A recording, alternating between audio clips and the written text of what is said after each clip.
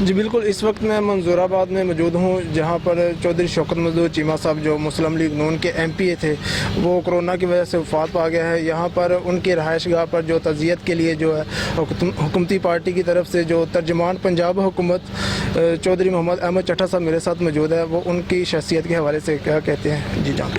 السلام علیکم سر۔ جی بسم اللہ الرحمن الرحیم، وعلیکم السلام۔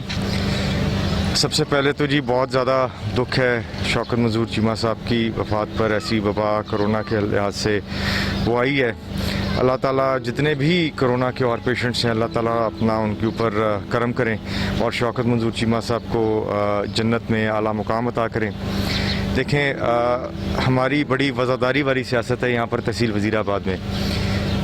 بہت زیادہ وقت ایک شوکت مزدور چیمہ صاحب کا ہمارے دھڑے کے ساتھ بھی گزرا۔ اب پھر 2008 کے بعد وہ نون لیگ میں چلے گئے۔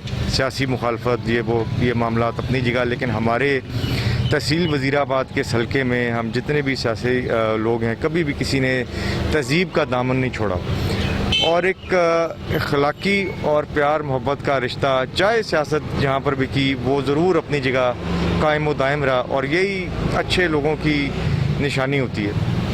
تو اس کے حوالے سے تو بڑا، جب یہ سنا تو بڑی ساری پریشانی اور افسوس بھی ہوا۔ ایک وقت اکٹھے بھی گزرا تھا، تو اللہ تعالیٰ ان کو جنت عطا کرے، جنت میں اعلیٰ مقام عطا کرے۔ ایک اور چیز تھی کہ جب ہم نے گجرانوالہ میں دیکھا ایک پی ٹی آئی کی جو رکن تھے وہ کرونا کی وجہ سے وفات پائی، تو کافی جو ہے وہ نون لیگ کی طرف سے وہ تنقید بھی ہوئی سوشل میڈیا پہ بھی، لیکن یہ ہمارے حلقے میں جو ہے وہ مطلب ایسی کوئی چیز نہیں آئی۔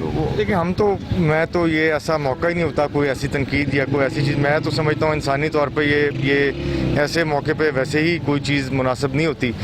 تو ہم تو بس یہی ہم سارے یہاں پر، بلکہ ہماری پارٹی کی طرف سے 2018 کے الیکشن میں شبیر چیمہ صاحب کینڈیڈیٹ تھے، وہ بھی یہاں پر موجود تھے۔ ہم تو سب یہاں پر تعزیت کے لیے آئے ہیں کیونکہ ہمارے انسانی فرائض میں شامل ہے، اور اللہ تعالیٰ ان کو جنت عطا کرے۔ اچھا سر، آخر میں جو کرونا کے حوالے سے جو ابھی جو رکن پنجاب اسمبلی بھی اور کافی جو ہے وہ ایم پی ایم این اے بھی جو ہے وہ شہید ہو رہے ہیں اس وائرس کی وجہ سے، تو آپ کیا احتیاطی تدابیر کے حوالے سے اپنے حلقے کے سب سے بڑی بات تو یہ ہے کہ میں سمجھتا ہوں کہ یہ بڑا سیریس معاملہ ہے، اس کو لائٹلی نہیں لینا چاہیے۔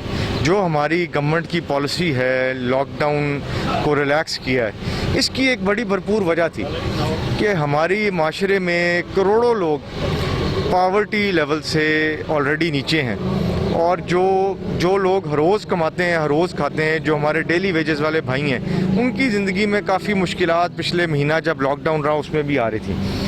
تو ہم نے، ہماری اولین ترجیح ہے کہ جو غریب لوگ ہیں، پاکستان تحریک انصاف کی گورنمنٹ کی ترجیح ہوتی ہے کہ ان کے لیے بہتری سوچی جائے سب سے پہلے۔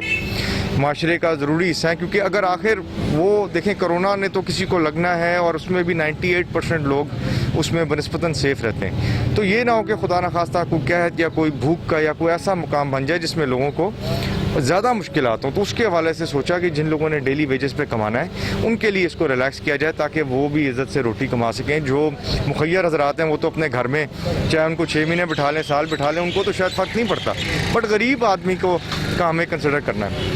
تو اس کے لحاظ سے یہ پالیسی اپنی جگہ ہی، لیکن اس کے ساتھ ساتھ یہ کہہ دینا ضروری ہے کہ جو SOPs ہیں ان کو فالو کرنا انتہائی ضروری ہے، تاکہ لوگ ایک دوسرے سے پروٹیکٹڈ بھی رہیں، اپنے آپ کو اس بیماری سے بچا سکیں۔ SOPs کو فالو کرنا بہت ضروری ہے۔ ہمارے ہاں کچھ مشکلات آ رہی ہیں، کچھ ہمارے بھائی بزرگ بہنیں انڈرسٹینڈ نہیں کر پا رہی کہ سوشل ڈسٹینسنگ رکھنی ضروری ہے۔ دکاندار، تاجر جن کی دکانیں کھلی ہیں، ان کی بھی بہتری ہے اس میں کہ وہ سوشل ڈسٹینسنگ رکھیں، خود بھی پروٹیکٹڈ رہیں اور عوام کو بھی پروٹیکٹڈ رکھیں۔ تو 6 فٹ کا فاصلہ رکھنا انتہائی ضروری ہے۔ گلوز کا استعمال کریں، ماسک، آپ کو تقریباً 90%، 80 سے 90% پروٹیکشن یہ ماسک ہے، اس کو ضرور پہنیں۔ یہ وبا ہے، موجود ہے، اور اس سے جو احتیاطی تدابیر ہیں ان پہ عمل کرنا انتہائی ضروری ہے۔ It's a must. جی بہت شکریہ سر، تھینک یو۔